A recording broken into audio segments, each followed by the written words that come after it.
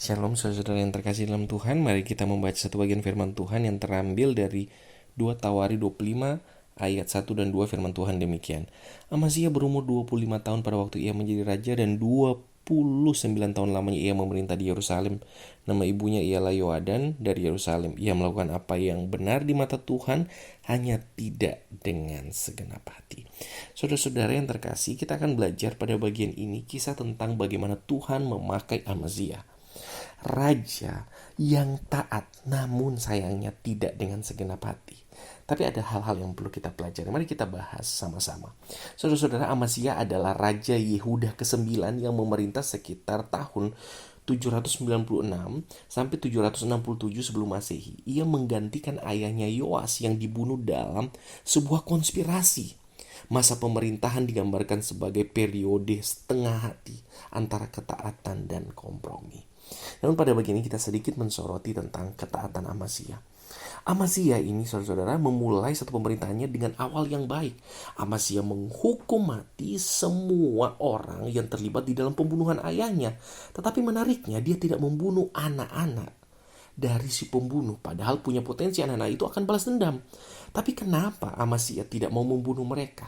Ternyata Amazia taat kepada firman Tuhan yang berkata bahwa kalau orang tua yang jahat, orang tua yang dihukum mati, bukan anak. Kalau anak yang jahat, anak yang dihukum mati, bukan orang tua. Ketaatan itu membawa Amazia kepada satu zaman di mana dia memimpin dengan baik, walaupun akhirnya dia juga jadi tidak setia. Dan berikut juga, saudara-saudara, dia mengambil satu keputusan yang strategis di dalam ranah politik waktu dia akan menghadapi Edom di medan perang, yang mengumpulkan 300.000 tentara. Namun sayang, dia merasa ini kurang cukup, makanya dia menyewa tentara dari Israel.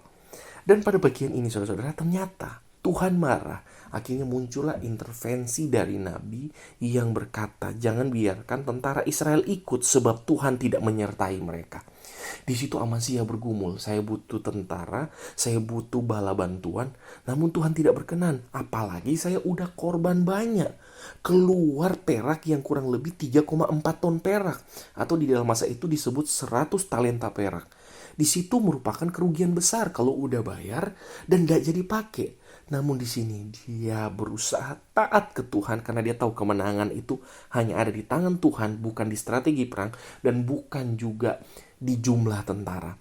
Dan apa hasil akhirnya? Kemenangan yang gilang gemilang atas Edom. Edom hancur, Yehuda menang. Nah, saudara-saudara, disinilah Amazia akhirnya menyadari bahwa Tuhanlah pembawa kemenangan itu. Saudara-saudara, mungkin menjadi perenungan bagi kita, terkadang ketaatan membutuhkan kerugian.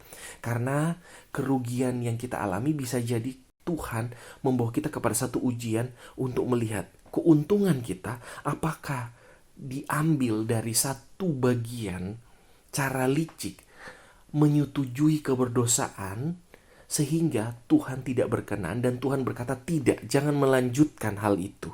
Dan tentunya di situ kita akan rugi. Tapi apakah ketika Tuhan berkata tidak untuk sesuatu yang kita suka, karena Tuhan tahu itu akan membawa kita kepada dosa, kita akan taat ke Tuhan?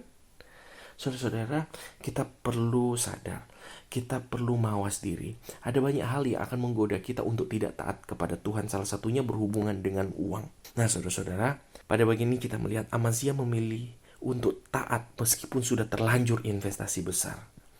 Yang menjadi pertanyaan, apakah kita berani membatalkan rencana yang sudah mahal, yang sudah matang kita pikirkan, namun ketika Tuhan berkata itu tidak, karena ada ketidakbenaran di sana. Saudara-saudara, yuk sebagai anak Tuhan dari ketaatan Amazia terhadap Nabi yang kita lihat di ayat 7-10, itu muncul setelah diingatkan tentang uang yang terbuang. Apakah saudara ketaatan kita bersyarat, atau kita taat karena siapa Tuhan, bukan karena untung rugi? Kiranya firman Tuhan ini menguatkan kita. Kita satu dalam doa. Tuhan Yesus, terima kasih untuk kasih-Mu yang besar buat kami. Engkau mengajarkan kami tentang satu nilai hidup, khususnya dari apa yang Engkau lakukan. Engkau memilih taat karena demi menyelamatkan kami, bukan untungmu, tetapi untuk keuntungan kami. Ajar kami Tuhan ketika mengambil keputusan ini karena memilih untuk setia kepadamu.